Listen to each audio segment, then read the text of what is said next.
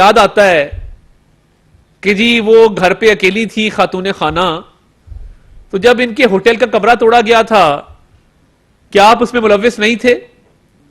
کیا وہ خاتون نہیں تھی؟ آپ جس حد تک جاتے رہے ہیں اپنے سیاسی مخالفین کے خلاف، اور جس حد تک آپ نے انتقامی سیاست کی احتساب کے نام پہ، اور نکلا کچھ بھی نہیں، آپ کے اپنے ہاتھ کرپشن میں رنگے ہوئے ہیں، آپ کی اہلیہ، آپ کے گینگ میں باقی جو لوگ تھے، فرا گوگی، احسن جمیل گجر، یہ تمام وہ لوگ ہیں جنہوں نے قوم کا پیسہ بے دردی سے لوٹا ہے۔ ایک ایم پی کے گھر سے کروڑوں روپے کے سوٹ کیس نکل رہے ہیں۔ یہ ساری وہ باتیں ہیں جن سے بچنے کے لیے عمران احمد نیازی، کل مجھے دکھ اور افسوس ہوا کہ اس ملک میں سیاستدانوں نے بڑا بڑا کچھ بھگتا ہے، مگر کل ایک کالی شیٹ منہ کے ارد گرد باندھ کے میں نے پہلی دفعہ یہ منظر دیکھا ہے کہ دہشت گردوں کو تو چلو عدالت میں پیش کرتے ہیں تو وہ سیکیورٹی ایجنسیز ان کو کالا کپڑا پہناتی ہیں، اس کی قانونی وجوہات بھی ہیں، مگر پہلی دفعہ ایک بزدل ڈرپوک لیڈر کالی شیٹ منہ پہ لپیٹ کے عدالت کے اندر گیا۔ میں نے ایسا بزدل آدمی زندگی میں نہیں دیکھا کہ جس پر گرفتاری کا خوف اتنا طاری ہے، جو قید سے اتنا ڈرتا ہے۔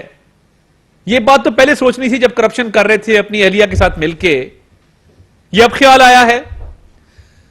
اور بزدلی کی نشانی یہ بھی ہے کہ بڑکیں بہت مارتا ہے۔ میں مذمت کرنا چاہتا ہوں جو سول اور ملٹری آفیسرز کی فیملیز کو تھریٹ کیا جا رہا ہے سوشل میڈیا کے ذریعے اور بیانات کے ذریعے، جو گھروں میں گھسنے کی بات کی جا رہی ہے۔ آپ کو شرم آنی چاہیے عمران احمد نیازی۔ ایک طرف وانا کے اندر، وزیرستان کے اندر آئی ایس آئی کے ایک بریگیڈیئر شہید ہوئے، فوج کے جوان شہید ہوئے، ملک کے لیے قربانیاں دے رہے ہیں، ملک کی سرحدوں کی حفاظت کر رہے ہیں،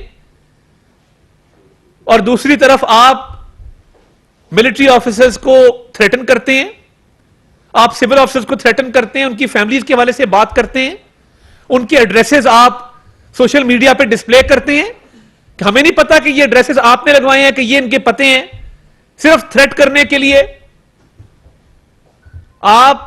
وہ آپ کی طرح بزدل نہیں ہیں کہ آپ کی ان گیدڑ بھپکیوں سے، ان کھوکھلی تھریٹ سے وہ ڈر جائیں۔ بہادر لوگ ہیں، پاکستان کے لیے کھڑے ہیں، ملک کی سالمیت کے لیے کھڑے ہیں، ملک کی دفاع کے لیے کھڑے ہیں، جان کا نذرانہ پیش کرنے کو تیار ہیں۔ آپ کی طرح منہ کے ارد گرد کالی شیٹ لپیٹ کے کورٹوں کے کوریڈورز میں ذلیل ہوتے نہیں پھر رہے، ایک گرفتاری سے بچنے کے لیے اور اپنے کرپشن کے کالے دھن کو بلیک منی کو چھپانے کے لیے۔ اب آپ نے ایک نئی سازش بنی ہے۔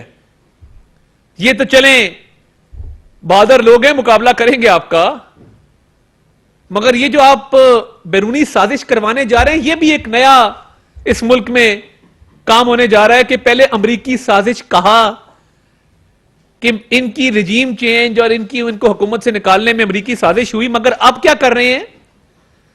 اب غیر ملکی، اب یہ زلمے خلیل زاد صاحب ہیں، ایلچی ہوا کرتے تھے افغانستان اور پاکستان کے، ان کی بیگم صاحبہ یہودی ہیں۔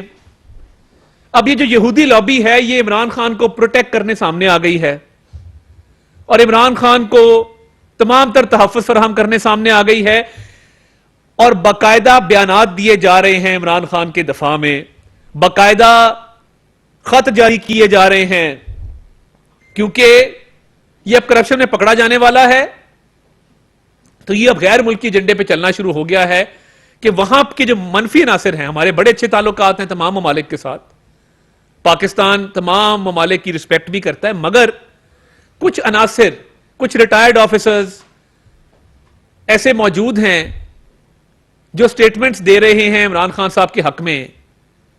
تو جب قوم کو کہا تھا ہم کوئی غلام ہیں، تو تب بتانا تھا کہ میرے بھی روابط ہیں، میں بھی اپنے کیسز سے بچنے کے لیے باہر رابطے کر رہا ہوں۔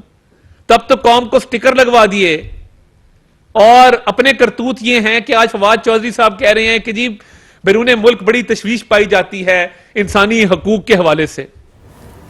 نون لیگی رہنما عطا اللہ تاڑر پریس کانفرنس کر رہے ہیں. ان کا کہنا تھا کہ عمران خان نے کرپشن اور احتساب سے بچنے کے لیے سہارے لے رہے ہیں. توشہ خانہ کی تحائف کم قیمت پر بیچے گا. عمران خان نے تحائف کی کم قیمت کر کے رسیدیں جعلی بنوائی. اقتدار جاتا دیکھ کر فرح گوگی کو دبئی روانہ کر دیا.